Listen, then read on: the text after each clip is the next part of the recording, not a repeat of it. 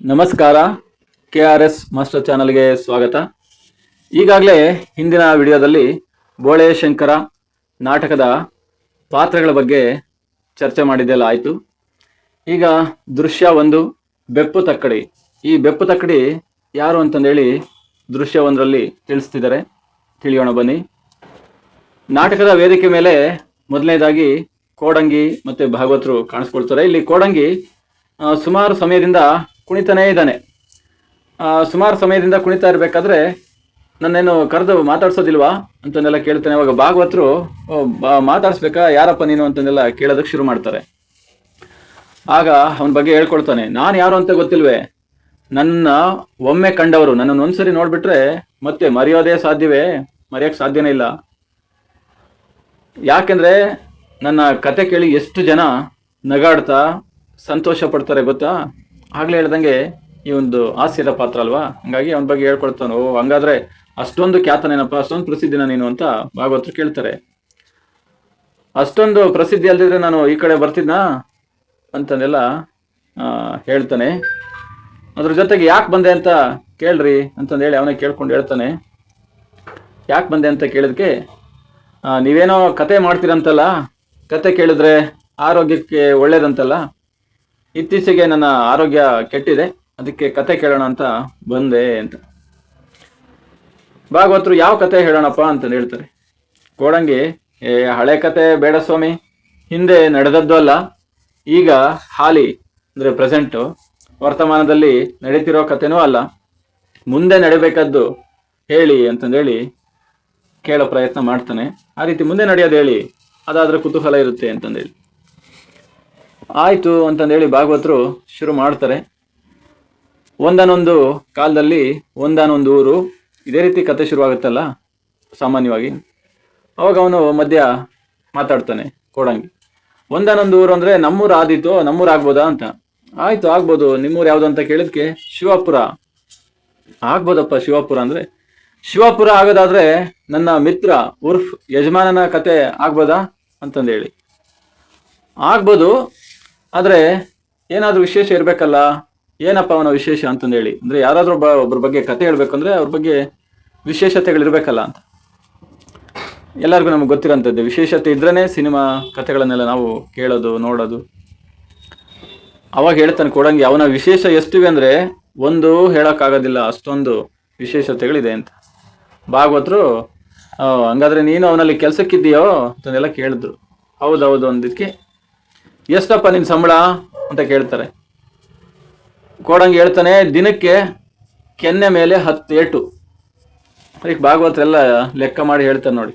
ದಿನಕ್ಕೆ 10 ಆದರೆ ತಿಂಗಳಿಗೆ 300 ಆಯಿತು, ವರ್ಷಕ್ಕೆ 3100 ಏಟ್ ಆಯಿತು.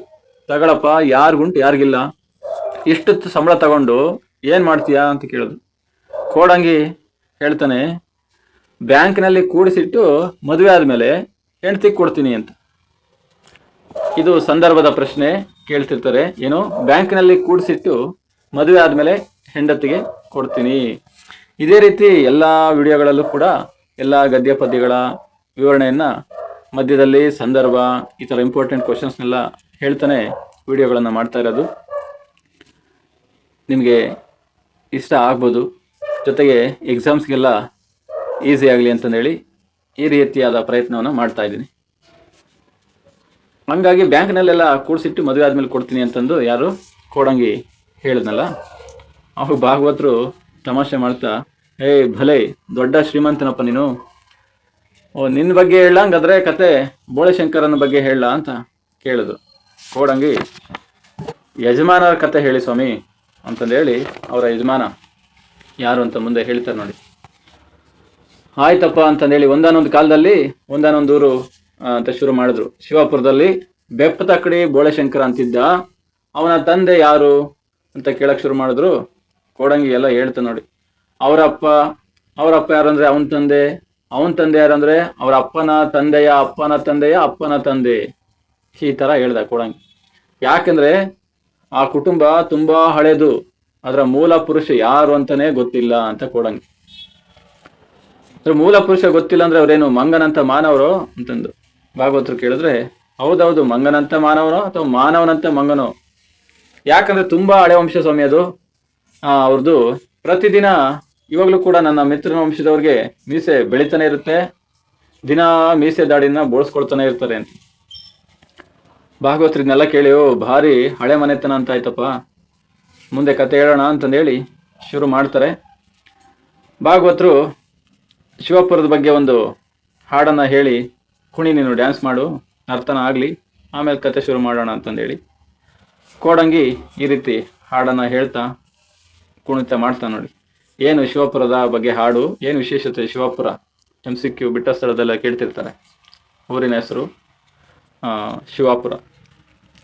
ಕಾಯ್ದ ಕಂಗಳ ಅಂದ್ರೆ ಕಾಯ್ದು ಇರ್ತವಲ್ಲ ಆ ಕಣ್ಣುಗಳಂತ ಕೂಲು ಮಾಡುವ, ಅಂದ್ರೆ ಕಾಯ್ದು ಬಿಸಿಯಾಗಿರುವಂತ ಕಣ್ಣುಗಳನ್ನ ತಣ್ಣಗೆ ಮಾಡುವಂತಹ ಹುಲ್ಲು ಎಲ್ಲಿದೆ ಹೇಳಿರಿ. ಅಂದ್ರೆ ನಾವೆಲ್ಲರೂ ಟ್ರಿಪ್ಗಳು ಹೋಗ್ತೀವಲ್ಲ ಹಸಿರಾದ ವಾತಾವರಣ ನೋಡೋಕ್ಕೆ, ಶಿವಮೊಗ್ಗ, ಚಿಕ್ಕಮಗಳೂರು, ಹಿಂಗೆಲ್ಲ. ಆ ಥರ ಒಟ್ಟಾರೆ ರೈತರ ಜಮೀನ್ ಅದನ್ನ ಎಲ್ಲಿದೆ ಹೇಳ್ರಿ. ಆ ರೀತಿ ತೆರೆಯ ಚಿಮುಕಿಸಿ ಕರಿಯ ಪಾಪವ, ಆ ಕಪ್ಪಾದ ಪಾಪವನ್ನು ತೊಡ್ಕೊಳ್ಳೋದಕ್ಕೆ ನದಿ, ಗಂಗಾ ನದಿ ಹಿಂಗೆಲ್ಲ ಹೋಗ್ತೀವಲ್ಲ, ಅಂತ ನದಿಯನ್ನು ತೋರಿರಿ. ಅಲ್ಲಿ ಕತ್ತಲನ್ನ ದೂರ ಮಾಡಿ ಸೂರ್ಯನ ಬೆಳಕನ್ನ ತೋರಿರಿ. ಆ ಉಗುರು ಬೆಚ್ಚಗಿನ ಪ್ರೀತಿ, ಜನರ ಪ್ರೀತಿ ತೋರಿಸುವಂತ ಊರೆಲ್ಲಿದೆ, ಅದೇ ಶಿವಪುರ ಎನ್ನಿರಿ ಅಂತ ಹಾಡಿನ ಮೂಲಕ ಶಿವಪುರದ ಬಗ್ಗೆ ವರ್ಣನೆ ಮಾಡಿದ್ದಾಯ್ತು. ಈಗ ಭಾಗವತರು ಅಣ್ಣ ತಮ್ಮಂದಿರ ಬಗ್ಗೆ ಪರಿಚಯವನ್ನ ಮಾಡಿಕೊಡ್ತಾರೆ. ಇದು 4 ಮಾರ್ಕ್ಸ್ಗೆ ಕ್ವಶನ್ಸ್ ಕೇಳ್ತಾ ಇರ್ತಾರೆ. ಭಾಗವತರು ಯಾವ ರೀತಿ ಅಣ್ಣ ತಮ್ಮಂದಿರ ಬಗ್ಗೆ ಪರಿಚಯ ಮಾಡ್ಕೊಡ್ತಾರೆ ಅಂತಂದೇಳಿ, ಯಾರು ಇಲ್ಲಿ ಕಥಾನಾಯಕ ಬೆಪ್ತಕಡಿ ಬೋಳೆಶಂಕರ ಮತ್ತೆ ಅವರ ಇಬ್ಬರು ಅಣ್ಣಂದಿರು. ಇಲ್ಲಿ ಬೋಳೆಶಂಕರನಿಗೆ 4 ಮಾರ್ಕ್ಸ್ ಅಲ್ಲಿ 2 ಮಾರ್ಕ್ಸ್ ಇವನಿಗೆ ಬರುತ್ತೆ, ಅಷ್ಟೊಂದು ವಿಚಾರ ಇದೆ. ಇನ್ನು ಇಬ್ಬರು ಅಣ್ಣಂದಿರಿಗೂ 1 ಮಾರ್ಕ್ ಕೊಡ್ಬೋದು, ಅಷ್ಟು ಅಂಶಗಳಿದೆ ನೋಡಿ. ಮೊದಲನೆಯವನು 3 ಜನ ಅಣ್ಣ ತಮ್ಮಂದಿರಲ್ಲಿ ದೊಡ್ಡವನು ಯಾರು, ಸರದಾರ ಸೋಮಣ್ಣ. ಅವನು ಆಳ್ವಿಕೆ ಮಾಡೋದಕ್ಕೆ ಹುಟ್ಟಿದವನು. ಕುರಿ ಕೋಳಿನ ಕೊಂದವನು. ಕುರಿ ಕೋಳಿ ಏನಾದ್ರು ಸಿಗದಿದ್ರೆ ಸಾಧ್ಯವಾದ್ರೆ ಮನುಷ್ಯರನ್ನು ಕೊಲ್ಲಬಲ್ಲವನು. ಇನ್ನು ಎರಡನೆಯವನು ಸಾವುಕಾರ ಕಾಮಣ್ಣ, ಹೊಟ್ಟೆ ಮಜಬೂತಣ್ಣ ಅಂತ ಕೂಡ ಅವನಿಗೆ. ಇನ್ನು ಹುರುಫ್ ನಾಮ ಡಬ್ಬಣ್ಣ ಅಂತ ಕೂಡ. ಯಾಕೆಂದ್ರೆ ಎಣಿಸೋದ್ರಲ್ಲೇ ಅವನು ಜಾಣ. ಏನೇನು ಎಣಿಸ್ತಾನೆ, ಹಸು ಎಣಿಸ್ತಾನೆ, ಹಣ ಎಣಿಸ್ತಾನೆ, ಯಾರ್ಯಾರ ಜಮೀನು ಎಷ್ಟು ಎಕರೆ ಇದೆ ಅಂತಂದೇಳಿ ಎಣಿಸ್ತಾನೆ. ಈ ತರ ತಕ್ಷಣದಲ್ಲೇ ನಂಬರಲ್ಲಿ ಅಂಕಿಯೊಳಗೆ ಹೇಳ್ತಾನೆ. ಇನ್ನು 3ನೇವ್ ನೋಡೋದಾದ್ರೆ ಬೆಪ್ತಕಡಿ ಬೋಳೆಶಂಕರ. ಅವನಾಯ್ತು ಭೂಮಿ ಸೀಮೆ ಆಯ್ತು, ಭೂಮಿ ಜಮೀನು ಅನ್ಕೊಂಡಿರ್ತಾನೆ, ಮಳೆ ಬೆಳೆ ನೋಡ್ಕೊಂಡಿರ್ತಾನೆ. ಒಂದು ನೊಣವನ್ನು ಕೂಡ ನೋಯಿಸಿದವನಲ್ಲ. ಮಳೆ ಬರೋದನ್ನು ಮಾತ್ರ 1 ವಾರಕ್ಕೆ ಮುಂಚೆನೇ ಹೇಳ್ತಾನೆ. ಆ ರೀತಿ ಹೇಳಬಲ್ಲ ಸಾಮರ್ಥ್ಯ ಅವನಿಗಿದೆ ಅಂತೆ. ನಿಂತ ನೀರಿಗೆ, ನೀರು ನಿಂತರೆ ಕ್ರಿಮಿಕೀಟ ಜನಿಸ್ತವಲ್ಲ, ಅದಕ್ಕೆ ನಿಂತ ನೀರಿಗೆ ಹರಿಯೋದಕ್ಕೆ ಕಾಲುವೆಯನ್ನ ತೋಡ್ತಾನೆ. ಹಕ್ಕಿ ಪಕ್ಷಿಗಳ ಹಾಡಿನ ಅರ್ಥವನ್ನ ಹೇಳಬಲ್ಲ. ಹೂವಿಗೆ ಬೀಳುವ ಕನಸನ್ನ ಹೇಳ್ತಾನಂತೆ. ಇನ್ನೇನಪ್ಪ ಅಂದ್ರೆ ವಿಶೇಷತೆ ಫೈನಲಿ, ಕೈ ಬೆರಳಿಲ್ಲದೆ ಎಣಿಸೋದಕ್ಕೆ ಬರಲ್ವಂತೆ. ಕೈ ಬೆರಳು ಬೇಕು ಎಣಿಸೋದಕ್ಕೆ. ಈ ತರ ಇರಬೇಕಾದ್ರೆ ಒಂದು ಘಟನೆ ನಡೆಯುತ್ತೆ ಎಣಿಸೋ ವಿಚಾರದಲ್ಲಿ. ಅದನ್ನು ಕೋಡಂಗಿ ಹೇಳ್ತಾನೆ ನೋಡಿ. ಇಷ್ಟೆಲ್ಲ ಭಾಗವತ ಹೇಳಿದ್ದಾದ್ಮೇಲೆ ಅಷ್ಟೇ ಅಲ್ಲ, ಒಂದಿನ ಅವರ ಅಣ್ಣ ಹಣ ಕೊಟ್ಬಿಟ್ಟು, ಯಾರಿಗೆ, ಬೋಳೆಶಂಕರನಿಗೆ ಅವರ ಅಣ್ಣ ಹಣ ಕೊಟ್ಟು ಎಣಿಸಿ ಎಷ್ಟಿದೆ ಹೇಳೋ ಬೆಪ್ತಕಡಿ ಅಂತ ಕೇಳಿದ್ನಂತೆ. ಅವನು ಬೆಪ್ತಕಡಿ ಬೋಳೆಶಂಕರ ಎಣಿಸ್ಬಿಟ್ಟು 3 ಕೈ ಇದೆ ಅಂತಂದು ಹೇಳ್ತಾನೆ ಅವನ ಲೆಕ್ಕದಲ್ಲಿ. ಅವ್ರ ಅಣ್ಣ ಅದನ್ನ ಕೇಳಿ ಬಿದ್ದು ಬಿದ್ದು ನಗ್ತಾನೆ. ಅವನ ಹೆಂಡತಿನೂ ಕೂಡ ಬಿದ್ದು ಬಿದ್ದು ನಗ್ತಾಳೆ. ಅದಕ್ಕೆ ಬಿದ್ದು ನಕ್ಕದ್ರಿಂದ ಅವ್ರ ತಲೆಗೆ ಏಟಾಯ್ತು. ಅವಾಗ ಬೋಳೆಶಂಕರ ಏನಂದ ಗೊತ್ತಾ ಭಾಗವತ್ರಿ ಅಂತ ಹೇಳ್ತಾನೆ. ಅಯ್ಯೋ ಕೋಡಂಗಿ, ಇದರ ನೀತಿ ಏನಪ್ಪಾ ಅಂದ್ರೆ, ಇನ್ನೊಬ್ಬರು ನೋಡಿ ಯಾವತ್ತು ಬಿದ್ದು ನಗಬಾರ್ದು, ನಕ್ರೆ ಗೊತ್ತಲ್ಲ ತಲೆಗೆ ಏಟಾಗುತ್ತೆ ಅಂತ. ಈ ತರ ಇದನ್ನ ಕೇಳಿ ಭಾಗವತ, ಹಂಗಾದ್ರೆ ನೀನು ಯಜಮಾನಿಗೆ ಎಣಿಸೋದು ಅಷ್ಟಾಗಿ ಗೊತ್ತಿಲ್ಲ, ನಿನಗೆ ತುಂಬಾ ಚೆನ್ನಾಗಿ ಗೊತ್ತಾ, ನೀನು ಎಣಿಸೋದ್ರಲ್ಲಿ ಜಾಣನೋ ಅಂತ. ಓ ಅಂತಂದಿಲ್ಲ ಅವನು. ಆಯ್ತಪ್ಪ, ಒಂದು ಲೆಕ್ಕ ಮಾಡೋಣ ಹಂಗಾದ್ರೆ ಅಂತಂದೇಳಿ, ನಿನ್ನ ಹತ್ರ 10 ರೂಪಾಯಿ ಇದೆ, ಕಳ್ಳ ಬಂದು 5 ತಗೊಂಡು ಹೋದ್ರೆ ಎಷ್ಟು ಉಳಿತು ಅಂತ ಭಾಗವತ ಕೇಳಿದ್ರು. ಕೋಡಂಗಿ, ನನ್ನ ಹತ್ರ ಹಣ ಇಲ್ಲ ಭಾಗವತ್ರೆ. ಭಾಗವತ ಹೇಳ್ತಾರೆ, ನಾನು ಕೊಟ್ಟೆ ಅಂತ ಇಟ್ಕೊಳಪ್ಪ, ಇನ್ನೊಬ್ರ ಹಣ ನನಗೆ ಬೇಡ ಸ್ವಾಮಿ ಅಂತ. ಅಯ್ಯೋ, ಕತೆಗೋಸ್ಕರ ಇದು ಇದೆ ಅಂತ ಇಟ್ಕೊಳಯ್ಯ ಅಂತಂದೇಳಿ ಸಮಾಧಾನವಾಗಿ ಹೇಳ್ತಾರೆ. ಕೋಡಂಗಿ ಆಯ್ತು ಹೋ ಅಂತಂದೇಳಿ ಇದೆ ಅಂತಂದು ಅಂದ್ಕೊಂಡ. ಅವಾಗ ಕಳ್ಳ ಬಂದು 5 ತಗೊಂಡೋದ್ರೆ ಎಷ್ಟು ಉಳಿತು ಅಂತ ಮತ್ತೆ ಭಾಗವತರು ಕೇಳಿದ್ರ. ಬೆರಳನ್ನ ಎಣಿಸಿ ಲೆಕ್ಕ ಮಾಡಿ ನಿಧಾನವಾಗಿ 5 ಅಂತ ಹೇಳ್ದ. ಅಷ್ಟರಲ್ಲಿ ನಮ್ಮ ಕಥಾನಾಯಕ ಬಂದ ನೋಡಿ ಸ್ಟೇಜ್ಗೆ, ವೇದಿಕೆ ಮೇಲೆ. ಕೋಡಂಗಿ ಹಾಗೆಲ್ಲ ತಪ್ಪು ಉತ್ತರ ಹೇಳ್ಬಾರ್ದು ಅಂತಂದೇಳಿ ಬೋಳೆಶಂಕರ ಬಂದ. ಕಳ್ಳ ಬಂದು 5 ಇಟ್ಟು 5 ಯಾಕೆ ತಗೊಂಡು ಹೋಗ್ತಾನೆ, ಸಿಕ್ಕರೆ ಅಷ್ಟು ತಗೊಂಡೇ ಹೋಗ್ತಾನೆ. ಹಂಗಾಗಿ ಏನು ಉಳಿಲಿಲ್ಲ ಅಂತಂದು ಹೇಳೋ ನೀನು. ಅದನ್ನು ಕೇಳಿ, ಈ ಸಂಭಾಷಣೆ ಡೈಲಾಗ್ನ ಕೇಳಿ ಭಾಗವತರು ಭಲೆ ಯಾರಯ್ಯ ಈ ಬೃಹಸ್ಪತಿ ಅಂತ ಕೋಡಂಗೆ ಯಾವಾಗ ಹೇಳ್ತಾನೆ. ಇವರೇ ನಮ್ಮ ಕಥಾನಾಯಕರು ಸ್ವಾಮಿ, ಹೇಗಿದ್ದಾರೆ ಭಾಗವತ? ಪರವಾಗಿಲ್ವೇ? ಯಾಕೆ ಪರವಾಗಿಲ್ಲ? ನಮ್ಮ ಕಥಾನಾಯಕರು ಎಷ್ಟು ತಿಳ್ಕೊಂಡಿದ್ದಾರೆ ಅಂದ್ರೆ, ಅವರ ಜೀವಮಾನವಿಡೀ ಒಂದೇ ಒಂದು ಸಂಶಯ ಬಂದಿಲ್ಲ, ಅವ್ರಿಗೆ ಡೌಟೇ ಬಂದಿಲ್ಲ. ಆಗ ಬೋಳೆಶಂಕರ ಅದಕ್ಕೆ ಉತ್ತರ ಹೇಳ್ತಾನೆ ನೋಡಿ. ಯಾಕಪ್ಪ ಸಂಶಯ ಬರಬೇಕು, ಡೌಟ್ ಯಾಕೆ ಬರಬೇಕು? ನೀವು ಓದೋದಾಗ್ಲಿ, ಓದಿದ್ದಾದ್ಮೇಲೆ ಕೆಲಸಕ್ಕೆ ಹೋಗಿ ದುಡಿಮೆ ಮಾಡಿ ಎಣಿಸೋದು ಯಾವುದಕ್ಕಾಗಿ? ಸಮಾಜದಲ್ಲಿ ಚೆನ್ನಾಗಿ ಬದುಕಬೇಕು ಅಂತ ತಾನೆ. ಚೆನ್ನಾಗಿ ಬದುಕಿದ್ರಾಯ್ತು, ಸಂಶಯ ಯಾಕೆ ಬರ್ತದೆ ಹೇಳಿ? ನೀವು ಹಿಂಗೆ ಮಾತಾಡ್ತಾ ಇರಿ, ನಾನೊಂದು ಹಾಡು ಹೇಳ್ತೀನಿ ಅಂತಂದು ಹೇಳಿ, ಹೊಲದಲ್ಲಿ ಇರಬೇಕಾದ್ರೆ ಹಾಡದೇ ಇರೋದಕ್ಕಾಗುತ್ತಾ? ಹಾಡಬೇಕು ಅಂತಂದು ಹೇಳಿ ಅವರ ವಾತಾವರಣ, ಶಿವಾಪುರದ ಜಮೀನಿನ ವಾತಾವರಣ, ಹಸಿರಿನ ವಾತಾವರಣದ ಬಗ್ಗೆ, ಆ ಕಾಡು, ನದಿ, ಮಣ್ಣು, ದೇವರ ಕಾಯ, ಅಂದರೆ ಈ ದೇವರು ಕೊಟ್ಟಂಥ ಶರೀರ, ಇದ್ರ ಬಗ್ಗೆ ಎಲ್ಲ ಹಾಡನ್ನು ಹಾಡ್ತಾನೆ. ಈ ರೀತಿ ಹಾಡಿ ಮುಗಿಸ್ಕೊಂಡು ಜಮೀನಲ್ಲಿ ಕೆಲಸವನ್ನು ಮಾಡ್ತಿರ್ಬೇಕಾದ್ರೆ ವಾತಾವರಣ ಯಾಕೋ ಸ್ವಲ್ಪ ಮಂಕಾಗುತ್ತೆ.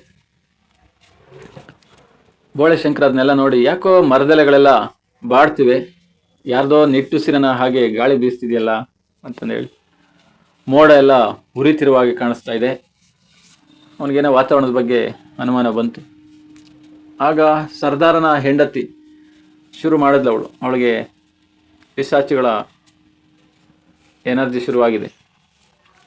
ರೀ ನಾನು ಕರೆದ್ರ ಅಂತಂದೇಳಿ. ಸರ್ದಾರ ಅವನಿಗೂ ಅದೇ, ನಾನು ಅದನ್ನೇ ಕೇಳೋಣ ಅಂತಿದ್ದೆ, ನೀನು ನನ್ನ ಕರೀಲಿಲ್ವೇ ಅಂತ. ಸರ್ದಾರ ರೀ ಒಂದು ಕೆಲಸ ಮಾಡ್ತೀರಾ? ಏನದಂದ್ರೆ, ಅಗೋ ಅಲ್ಲಿದೆಯಲ್ಲ ಎತ್ತರವಾದ ಬೆಟ್ಟ, ಅದರ ನೆತ್ತಿ ಮೇಲಿಂದ ಕೆಳಕ್ಕೆ ನೀವು ನೆಗೆದ್ರೆ ಎಷ್ಟು ಚೆನ್ನಾಗಿರುತ್ತಲ್ವಾ ನೋಡೋದಕ್ಕೆ ಅಂತ. ಸರ್ದಾರ ಏನೇ ನಿನ್ನ ಮೈಯಲ್ಲಿ ಹುಷಾರಿದೆ ತಾನೆ, ನಿನಗೇನೋ ಹುಷಾರಿದೆಯಾ ಇಲ್ವಾ ಅಂತ. ಬೇಗ ಹೋಗಿ ನೆಗಿರಿ, ಇಲ್ದಿದ್ರೆ ನಾನೇ ಹೋಗಿ ನೆಗಿತೀನಿ ಅಂತಂದೇಳಿ. ಸರ್ದಾರ ಬೇಕಾದ್ರೆ ಇಬ್ರು ಹೋಗಿ ನೆಗೆಯೋಣ, ಅದಕ್ಕೇನಂತೆ, ಅದಕ್ಕೆ ಯಾಕೆ ಈ ಪರಿ ಆಸೆ ಆಗ್ತಿದೆ ಇಬ್ರಿಗೂ, ಒಂದು ಮಾತು ತಮ್ಮನನ್ನು ಕೇಳೋಣ ಅಂತಂದೇಳಿ ಯಾರು ಸಾಹುಕಾರನ ಕಡೆ ಹೋಗ್ತಾ ಇದ್ರು. ಅಷ್ಟರಲ್ಲಿ ಅವನ ಹೆಂಡ್ತಿನೇ ಕೇಳ್ತಾರೆ, ಅಣ್ಣ ನಿನಗೆ ಆ ಬೆಟ್ಟದ ಮೇಲಿಂದ ಬೀಳೋಣ ಅಂತ ಏನಾದರೂ ಅನಿಸ್ತಿದೀಯಾ ಅಂತ. ಸರ್ದಾರ ಎಲ್ಲ ಇವನ ಅದನ್ನೇ ಕೇಳೋಣ ಅಂತ ಬಂದೆ ಕಣಪ್ಪ, ನಿನಗೂ ಹಾಗೆ ಅನ್ನಿಸ್ತಿದೀಯಾ ಅಂತಂದೇಳಿ ಸರ್ದಾರ ತಮ್ಮನ್ನ ಸಾಹುಕಾರನ ಕೇಳಿದೆ. ಇನ್ನು ಸಾಹುಕಾರನ ಹೆಂಡತಿ ಅವಳು ಹೇಳ್ತಾವೆ, ನನಗೂ ಅಷ್ಟೇ ಅದೇ ಥರ ಅನಿಸ್ತಿದೆಯಾ ಅಂತ. ಸಾಹುಕಾರನ ನಮಗೆಂದೋ ಹಿಂದೆ ಈ ರೀತಿ ಆಗಿದ್ದೇ ಇಲ್ಲ, ಬೋಳೆಶಂಕರನಿಗೂ ಏನನ ಇದೇ ರೀತಿ ಆಗುತ್ತೇನೋ ಕೇಳೋಣ ಬಾರ್ರಿ ಅಂತ. ಅವಾಗ ದೊಡ್ಡಣ್ಣ ಸರ್ದಾರನ ಕೇಳ್ತಾನೆ, ಬೆಪ್ತಕಡಿ ಅಯ್ಯ ಬೆಪ್ತಕಡಿ, ಆ ಬೆಟ್ಟದ ತುದಿಯಿಂದ ಹಾರಿ ಬೀಳ್ಬೇಕು ಅಂತಂದು ಏನಾದ್ರು ನಿನಗೆ ಅನ್ನಿಸ್ತಾ ಇದೆಯಾ ಅಂತ. ಬೋಳೆಶಂಕರ ನನಗೇನು ಅನ್ನಿಸ್ತಿಲ್ಲ, ನಿಮ್ಗೇನಾದ್ರು ಆ ರೀತಿ ಅನ್ನಿಸ್ತಾ ಇದೆಯಾ ಅಂತ ಕೇಳ್ತಾನೆ. ಸರ್ದಾರ ನಮ್ಮೆಲ್ರಿಗೂ ಅದೇ ರೀತಿ ಅನ್ನಿಸ್ತಿದೆ, ನಿನಗೆ ಅನ್ನಿಸ್ತಿದ್ದೀರಾ ಇಲ್ವಾ ಅಂತ. ಬೋಳೆಶಂಕರ ಇಲ್ವಲ್ಲ ಅಂತಂದರೆ, ಸಾಹುಕಾರ ಹೇಳಿ ಕೇಳಿ ನೀನು ಬೆಪ್ತಕಡಿ ಬೋಳೆಶಂಕರ, ಅವನಿಗೇನು ಅನಿಸುತ್ತೆ? ಬೋಳೆಶಂಕರ ಆದರೆ ನಾನು ಮನುಷ್ಯ ತಾನೇ, ಮನುಷ್ಯನೇ ಹೌದಲ್ವೋ ಅಂತ. ಸರ್ದಾರ ನಾವು 4 ಜನಕ್ಕೂ ಅನಿಸಿದ್ದು ನಿನಗೊಬ್ಬನಿಗೆ ಮಾತ್ರ ಅನಿಸೋದಿಲ್ಲ ಅಂದರೆ ಅದು ನಮಗೆ ಅನುಮಾನವೇ ಅಂತ ಸಾಹುಕಾರಣ್ಣ ಶುರು ಮಾಡ್ದ. ಅಣ್ಣ ಆಗೋ ಆ ಬೆಟ್ಟದ ಮೇಲೆ ಹೆಂಗೆ ಕಾಣಿಸ್ತಿದೆ ನೋಡು, ಕೆಂಪು ಹೂವಿನ ಪೊದೆ, ಮೆಳೆ ಅಂದರೆ ಪೊದೆ, ಕೆಂಪು ಹೂವಿನ ಪೊದೆ ಇದೆಯಲ್ಲ, ಅದರ ಮರೆಯಲ್ಲಿ, ಅದರ ಹಿಂದೆ ದೇವತೆ ನಿಂತ್ಕೊಂಡು ಕೈ ಮಾಡಿ ಕರೆದಂತೆ, ಬರ್ರಿ ಬರ್ರಿ ಅಂತ ಕರೆದಂತೆ ಕಾಣಿಸ್ತಾ ಇದೆಯಲ್ಲ ಅಂತ. ಸರ್ದಾರ ಹೌದೌದು, ದುಂಡಿಗೆ ಉರಿಯೋ ಕಣ್ಣಿವೆ, ದುಂಡಿಗೆ ಅಂದರೆ ರೌಂಡ್ ಶೇಪಲ್ಲಿ ಗೋಲಿಗುಂಡು ಥರ ಉರಿಯುವಂತಹ ಕೆಂಪಗಿರುವಂತಹ ಕಣ್ಣುಗಳು ಬೇರೆ ಇವೆ ಅಂತ ಸರ್ದಾರ ಹೇಳಿದ್ರೆ, ಒಬ್ಬೊಬ್ಬರನ್ನೊಂದು ಹೇಳ್ತಾರೆ. ಸಾಹುಕಾರಣ್ಣ ದೇವತೆ ಥರ ಕಾಣಿಸ್ತಾ ಇದ್ದಾಳೆ, ಕರಿತಾವಳೆ ಅಂತ ಸಾಹುಕಾರಣ್ಣ. ಸರ್ದಾರ ಕೆಂಪಿಗೆ ಗುಂಡಿಗೆ ಕಣ್ಣುಗಳವೆ ಅಂತ. ಸಾಹುಕಾರನ ಹೆಂಡತಿ ಹೌದು, ಅದಕ್ಕೆ ನೋಡಿ ಹೊಳೆಯುವಂಥ ಹಲ್ಲುಗಳು ಕೂಡ ಇವೆ ಅಂತ. ಬ್ರೈಟ್ ಆಗಿರೋಂಥ ಹಲ್ಲುಗಳಿವೆ ಅಂತ. ಸರ್ದಾರ್ನ ಹೆಂಡತಿ ಹೇಳ್ತಾಳೆ, ಓ ಎತ್ತಿಗಿರೋ ತರ ಕೊಂಬಿವೆ ನೋಡಿ, ಆದ್ರೆ ಆ ದೇವತೆಗಳು ಇಬ್ಬರಿದ್ದಾರೆ ಅಂತ ಸರ್ದಾರ್ನ ಹೆಂಡತಿ. ಬೋಳೆಶಂಕರ, ದೇವತೆಗಳಾಗಿದ್ರೆ ನನಗೂ ಕಾಣಿಸ್ತಿದ್ರಲ್ಲ ಅಂತ. ಸರ್ದಾರ್ನ ಹೆಂಡತಿ, ಮನುಷ್ಯರಿಗೆ ಮಾತ್ರ ದೇವತೆಗಳು ಕಾಣಿಸೋದು, ಇನ್ನು ಅದ್ರ ಜೊತೆಗೆ ಸಪೋರ್ಟ್ಗೆ ಸಾಹುಕಾರನ ಹೆಂಡತಿ, ನಿನಗೆ ದೆವ್ವಭೂತ ಮಾತ್ರ ಕಾಣೋದು ಸಾಧ್ಯ ಅಂತ. ದೇವ್ರ ಹೆಂಗೆ ಕಾಣಿಸ್ತಾನೆ? ಬೋಳೆಶಂಕರ, ಒಂದೊಂದ್ಸರಿ ಪಿಶಾಚಿಗಳು ಈ ರೀತಿ ಆಟ ಆಡ್ತಾವಂತೆ, ಅದಕ್ಕೆ ಭಕ್ತಿಯಿಂದ ಒಂದ್ಸರಿ ಒಮ್ಮೆ ಶಿವನ ಹೆಸರು ತಗೊಂಡು ಆ ಕಡೆ ನೋಡ್ರಿ, ನನಗಂತೂ ಬೆಟ್ಟ ಮಳೆ ಪೊದೆ ಬಿಟ್ಟು ಇನ್ನೇನು ಕಾಣಿಸ್ತಿಲ್ಲ, ಏನು ಅನ್ನಿಸ್ತಾ ಇಲ್ಲ, ನಿಮ್ಮ ನೋಡಿ ನನಗೆ ಒಂಥರ ನಗಬೇಕು ಅನಿಸ್ತಾ ಇದೆ ಅಂತ. ಅವಾಗ ಸಾಹುಕಾರನ ಹೆಂಡತಿ, ಅಲ್ಲಿ ದೀರ್ಘ ಇದ್ರೆ ಸಾಹುಕಾರನ ಹೆಂಡತಿ ಅಂತ, ದೀರ್ಘ ಇಲ್ಲ ಅಂದ್ರೆ ಸರದಾರನ ಹೆಂಡತಿ ಅಂತ. ನೀನು ದೊಡ್ಡ ಮನುಷ್ಯ ಅಲ್ವೇ, ಏನು ನೀನು ತಿನ್ನ ರೊಟ್ಟಿ ಲೆಕ್ಕ ಕೂಡ ನಿನಗೆ ಗೊತ್ತಾಗೋದಿಲ್ಲ, ನಮ್ಮನ್ನು ನೋಡಿ ನಿನಗೆ ನಗಬೇಕು ಅನ್ಸುತ್ತಾ ಅಂತಂದೇಳಿ ಸಾಹುಕಾರನ ಹೆಂಡತಿ ಹೇಳಿದ್ಲು. ಅದೇ ಥರ ಕಂಪ್ಲೇಂಟ್ ಹೇಳ್ತಾಳೆ ಇನ್ನು ಮುಂದೆ ಸಾಹುಕಾರನ ಹೆಂಡತಿ, ನೋಡ್ರಿ ಬೆಪ್ತಕ್ಕಡಿಗೆ ಮನುಷ್ಯರು ಅಂದರೆ ಅಷ್ಟಕ್ಕಷ್ಟೇ, ಎತ್ತಿನ ಜೊತೆಗೆ ಇರ್ತಾನಲ್ಲ ಯಾವಾಗಲೂ, ಅವನಿಗೆ ಎತ್ತಿನ ಜೊತೆಗಿದ್ದಾಗಲೇ ಸಂತೋಷ ಆಗೋದು, ಯಾಕಂದರೆ ಅವನಿಗೆ ಗೊತ್ತು ಎತ್ತಿಗಿಂತ ಅಂದರೆ ದನಗಳಿಗಿಂತ ನನಗೇ ಜಾಸ್ತಿ ಬುದ್ಧಿ ಇದೆ ಅಂತಂದೇಳಿ. ಬೋಳೆಶಂಕರ ಇನ್ನೆಲ್ಲ ಕೇಳಿಸ್ಕೊಂಡು ಹೇಳ್ದ, ನೋಡಿ ನಾನು ದಡ್ಡ ಇರ್ಬೋದು, ಆದ್ರಿಂದ ನೀವೇನು ಹೇಳ್ತೀರಾ ಅಂತ ನನಗೆ ಅರ್ಥ ಆಗಲಿಲ್ಲ, ಅರ್ಥವಾದರೂ ನಾನು ಒಪ್ಪೋದಿಲ್ಲ, ಆಯ್ತಲ್ಲ ನನಗನ್ಸಿದ್ದು ನಾನು ಹೇಳಿದ್ದೀನಿ, ನಿಮಗೆ ನಂಬಿಕೆ ಬರ್ದಿದ್ರೆ ಸೀದಾ ನೀವು ನರ್ಕಕ್ಕೆ ಹೋಗ್ಬೋದು ಅಂತಂದೇಳಿ ಅವನು ಕೆಲಸದ ಕಡೆ ಗಮನ ಕೊಟ್ಟ. ಆವಾಗ ಸರ್ದಾರ್ನ ಹೆಂಡತಿ, ಏನು ನಮಗೆ ನರ್ಕಕ್ಕೆ ಹೋಗು ಅಂತಂದೆಲ್ಲ ಹೇಳ್ತೀಯಾ ಅಂತವ್ನು ನೋಡ್ಕೊಂಡು ಸುಮ್ಮನೆ ಇದ್ದೀರಲ್ರಿ ನೀವೆಲ್ಲ ಅಂತ, ನೀವೇನು ಗಂಡಸ್ರ ಪ್ರಾಣಿಗಳ ಅಂತಂದೇಳಿ ಆ ಗಂಡಂದಿರನ್ನ ತರಾಟೆಗೆ ತಗೊಂಡ್ರು. ಈ ಪ್ರಾಣಿ ಅಂತವನ್ನ ಜೊತೆಗಿರೋದಕ್ಕಿಂತಲೂ ಯಾರನ ರಾಜರ ಕೈಲಿ ಸಿಪಾಯಿ ಆಗಿರೋದ್ ಮೇಲೂ, ಸೆಕ್ಯೂರಿಟಿ ಕೆಲಸ ಮಾಡ್ಕೊಂಡಿರೋದ್ ಮೇಲೂ ಅಂತ ಸರ್ದಾರ್ನ ಹೆಂಡತಿ ಇವಾಗ ಪ್ಲಾನ್ ಮಾಡ್ತಾವ್ ನೋಡಿ, ಡಿವೈಡ್ ಆಗಕ್ಕೆ ಅಣ್ಣ ತಿಂದರೆಲ್ಲ. ಇನ್ನು ಸಾಹುಕಾರ ಹೆಂಡತಿ, ನನಗೂ ಅಷ್ಟೇ, ಯಾರ್ದು ಅಂಗಡಿಲಿ ಬೇಕಾದ್ರೆ ಲೆಕ್ಕ ಬರ್ಕೊಂಡು ನಾನು ಜೀವನ ಮಾಡ್ಕೊಂಡಿರ್ತೀನಿ, ಇಲ್ಲಿರಲ್ಲ ಅಂತ. ಸರ್ದಾರ್ ಹೆಂಡತಿ ಮತ್ತೆ ಶುರು ಮಾಡಿದ್ಲು, ರೀ ಆಸ್ತಿನೆಲ್ಲ ಪಾಲ್ ಮಾಡಿ ತಗೊಳ್ರಿ, ಮುಂದೆ ಹೋಗಿ ಬೇಕಾದಾಗೆ ನಾವು ಪಾಳೆಗಾರನಾಗಿರ್ಬೋದು ಅಂತ.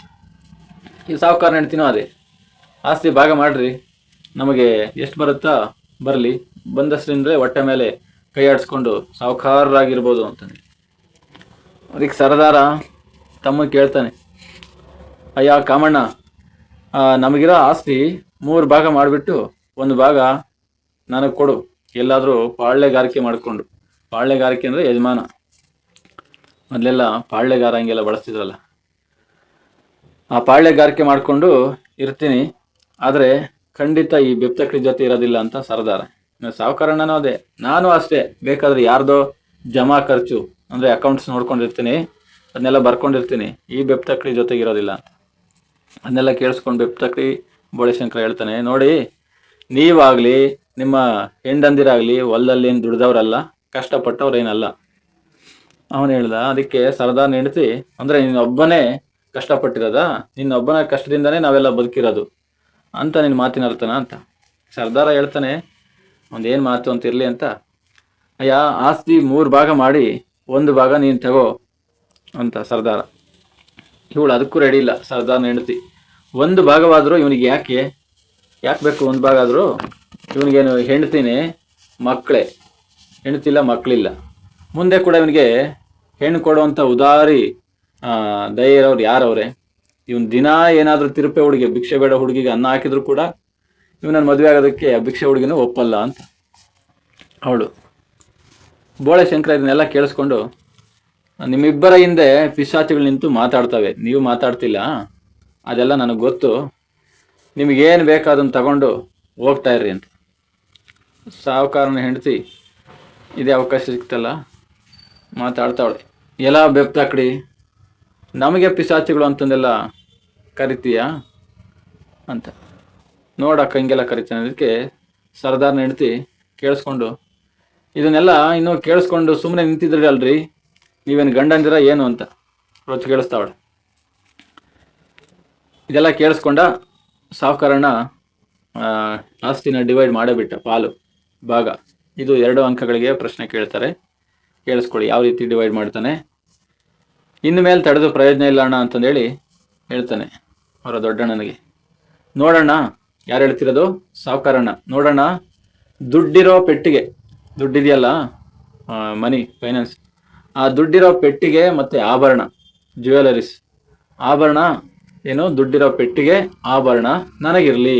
ಯಾರಿಗಿರಲಿ? ಸಾವುಕಾರಣ್ಣನಿಗಿರಲಿ ಅಂತ ಅವನು ಹೇಳ್ದ. ಇನ್ನು ಒಳ್ಳೆಯ ಗದ್ದೆ, ಚೆನ್ನಾಗಿರೋಂಥ ಭೂಮಿ, ಗದ್ದೆ ಭೂಮಿ ಮತ್ತು ತೋಟ, ಈ ಹೊಲವೆಲ್ಲ ಚೆನ್ನಾಗಿರೋಂಥ ಹೊಲ, ತೋಟ, ಗದ್ದೆ ಎಲ್ಲ ನಿನಗಿರಲಿ ಅಂತ. ಯಾರಿಗೆ? ಸರದಾರನಿಗೆ. ಇನ್ನು ಕೊನೆದಾಗ ಉಳಿದಿದ್ದೇನು? ನದಿ ಹತ್ರ ಕಲ್ಲು ಮರಡಿ. ಕಲ್ಲು ಮರಡಿ ಅಂದರೆ ದೊಡ್ಡ ದೊಡ್ಡ ಬರೇ ಕಲ್ಲು ಭೂಮಿ, ವೇಸ್ಟ್ ಭೂಮಿ, ಅದೆಲ್ಲ ಇದೆಯಲ್ಲ, ಅದು ಬೆಪ್ತ ಕಡೆಗೆ. ಸರಿನೇನೋ ಅಂತ ಹೇಳ್ದ ಸಾವುಕಾರ. ಅವನೆಲ್ಲ ಈ ಥರ ಎಲ್ಲ ವ್ಯವಹಾರ ಮಾಡೋದು, ಭಾಗ ಮಾಡಿ ಹೇಳ್ದ. ಹಿಂಗೆಲ್ಲ ಭಾಗ ಮಾಡ್ದ. ಬೋಳೆಶಂಕರ ಅದಕ್ಕೂ ಬೇಸರ ಮಾಡ್ಕೊಳ್ಳಲ್ಲ, ಅವನು ಶ್ರಮಜೀವಿ ಅಲ್ವಾ. ನಿಮ್ಗೇನು ಬೇಕೋ ಅದನ್ನು ತಗೊಂಡು ನಿಮ್ಮ ಪಿಶಾಚಿಗಳು ಸಮೇತ ಹೋಗ್ಬಿಡ್ರಿ ಅಂತ. ನಿಮ್ಗೇನೇನು ಬೇಕೋ ತಗೊಂಡು ಹೋಗ್ಬಿಟ್ರಿ ಅಂತ. ಸರದಾರ, ಅಯ್ಯೋ ನಿನ್ನ ಮತ್ತೆ ಪಿಶಾಚಿ ಅಂತೀಯಲ್ಲ ನಮ್ಮನ್ನ ಅಂತ. ಸಾವುಕಾರಣ್ಣ ಅವನು ಬೇರೆ ಥರನೇ ಯೋಚನೆ ಮಾಡ್ತಾನೆ. ನಾವು ಕೇಳಿದ್ದನ್ನು ಕೊಟ್ಟಂತಾನೆ, ಮತ್ತೆ ಯಾಕೆ ಕೋಪ, ಬಾರಣ ಹೋಗೋಣ ಅಂತಂದೇಳಿ ಹೊರಟರು. ಬೋಳೆಶಂಕರ ಅವನ ಅಭಿಪ್ರಾಯವನ್ನು ಹೇಳ್ತಾನೆ ನೋಡಿ. ನಾನು ದಡ್ಡ ಅಂತ ಅವರ ಅಭಿಪ್ರಾಯ. ಸ್ವಂತ ಅಭಿಪ್ರಾಯ ಇಟ್ಕೊಳ್ಳೋದಕ್ಕೆ ಎಲ್ಲರಿಗೂ ರೈಟ್ಸ್ ಇದೆ, ಹಕ್ಕಿದೆ. ನನಗೂ ಇದೆ ಅದೇ ಥರ. ಆದರೆ ನಾನು ಯಾರ ಮೇಲೂ ನನ್ನ ಅಭಿಪ್ರಾಯ ಹೇರೋದಿಲ್ಲ ಅಷ್ಟೇ ಅಂತ ಹೇಳ್ತಾನೆ.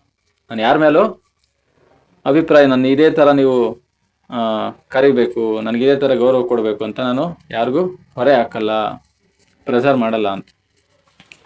ಇವಂಥವ್ರನ್ನೆಲ್ಲ ನೋಡಿ ಹೇಳ್ತಾನೆ ಕೊನೆದಾಗಿ, ನಗಬೇಕು ಅಣ್ಣ, ನಗಬೇಕು. ಯಾರೇನು ಅಂದ್ಕೊಂಡ್ರೆ ನಮಗೇನು, ನಾವು ನಗ್ತಾ ಖುಷಿ ಖುಷಿಯಾಗಿರ್ಬೇಕು ಅಂತ. ಯಾವ ರೀತಿ? ಹೂವಿನ ಹಾಗೇನೆ ನಗಬೇಕು, ಹೂವಿನ ಥರ ನಗ್ತಾ ಇರಬೇಕು. ಜೀವನ ಹೆಂಗಿರುತ್ತೆ? ಮುಳ್ಳು ಹಾಸಿಗೆ ಮೇಲೆ ಮಲಗಿದ್ದರೂ ಒಂದೊಂದ್ಸರಿ ಮುಳ್ಳಿನ ಹಾಸಿಗೆ ಅಂತ ಆಗುತ್ತೆ ಜೀವನ. ಹಂಗಿದ್ರೂ ಕೂಡ ಚೆಂಗುಲಾಬಿ, ಚೆಂಗುಲಾಬಿ ಅಂದರೆ ಚಂದದ ಗುಲಾಬಿ, ಚಂದದ ಗುಲಾಬಿ ಯಾವ ರೀತಿ ನಗುತ್ತೋ ಆ ರೀತಿ ಅಂತ ಚಂದದ ಗುಲಾಬಿ ಹೂವಿನ ನಗೆಯಂತೆ ನಗಬೇಕು ಅಂತಂದೇಳಿ ದೃಶ್ಯ ಒಂದರಲ್ಲಿ ಕೊನೆಯದಾಗಿ ಈ ರೀತಿ ಹೇಳಿದ್ರು. ಇಲ್ಲಿ ನಗಬೇಕು ಅಂತ ಇವನು ಹೇಳ್ಕೊಳ್ತಾವನೆ. ಮುಂದಿನ ದೃಶ್ಯದಲ್ಲಿ ಇನ್ನು ಪಿಶಾಚಿ ಬರ್ತಾನೆ ಪರಿಚಯ ಮಾಡ್ಕೊಳ್ಳೋದಕ್ಕೆ. ನಗಬೇಕೋ ತಮ್ಮ, ನಗಬೇಕು ಅಂತಂದೇಳಿ ಪಿಶಾಚಿ ಬಂದು ಇವನ್ನ, ಆದರೆ ಪಿಶಾಚಿಗಳು ಆಲ್ರೆಡಿ 3 ಬಂದವರು ಇವನ್ನೆಲ್ಲ ಕೆಡಿಸೋದಕ್ಕೆ. ಯಾವ್ಯಾವ ರೀತಿ ಕೆಡಿಸೋ ಪ್ರಯತ್ನ ಮಾಡ್ತಾರೆ, ಅಣ್ಣ ತಮ್ಮದಿರನ್ನ ಭಾಗ ಮಾಡೋಕ್ಕೆಲ್ಲ ಮಾಡಿಬಿಟ್ರು ಆಗಲೇ. ಇನ್ನು ಯಾವ ಮಟ್ಟಕ್ಕೆ ಅವ್ರನ್ನ ಲಾಸ್ ಮಾಡಿಸಿ ಹಾಳು ಮಾಡೋಕ್ಕೆ ಪ್ರಯತ್ನ ಪಡ್ತಾರೆ ಅಂತ ನೋಡೋಣ.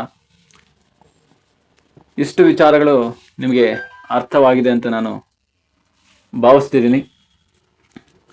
ಇನ್ನು ಮುಂದಿನ ದೃಶ್ಯವನ್ನು ತಪ್ಪದೆ ವೀಕ್ಷಣೆ ಮಾಡಿ. ಇದೇ ರೀತಿ ಹೆಚ್ಚಿನ ಕನ್ನಡ ವಿಚಾರಗಳಿಗಾಗಿ ನನ್ನ KRS ಮಾಸ್ಟರ್ ಚಾನಲ್ನ ಫಾಲೋ ಮಾಡಿ. ನೀವಿನ್ನೂ ನನ್ನ KRS ಮಾಸ್ಟರ್ ಚಾನಲ್ನ ಸಬ್ಸ್ಕ್ರೈಬ್ ಮಾಡಿಲ್ಲ ಅಂದರೆ ದಯವಿಟ್ಟು ಸಬ್ಸ್ಕ್ರೈಬ್ ಮಾಡಿ. ನಿಮಗೂ ಅನುಕೂಲ ಆಗುತ್ತೆ, ನನಗೂ ಅನುಕೂಲ ಆಗುತ್ತೆ. ಎಲ್ಲರಿಗೂ ಶುಭವಾಗಲಿ. ಈ ವಿಡಿಯೋ ನಿಮಗಿಷ್ಟ ಆದರೆ ಲೈಕ್ ಮಾಡಿ, ಶೇರ್ ಮಾಡಿ ಅಂತ ಹೇಳ್ತಾ ಧನ್ಯವಾದಗಳು.